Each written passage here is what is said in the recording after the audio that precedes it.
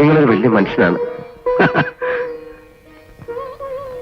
സത്യം പറഞ്ഞ എനിക്കൊന്നുമില്ല, എനിക്കാരുമില്ല. ചേച്ചേ, ഇമോഷണൽ ആകാതെ. നിർമ്മലയുടെ കത്തുകളിലൂടെ you are just like my brother. No, you are my brother.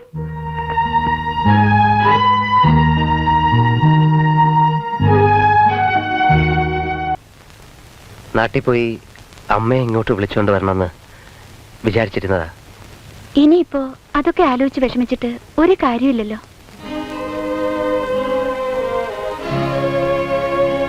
ഞാനൊരു നല്ല നിലയിൽ എത്തിക്കാണാൻ അമ്മ ഒരുപാട് കഷ്ടപ്പെട്ടു.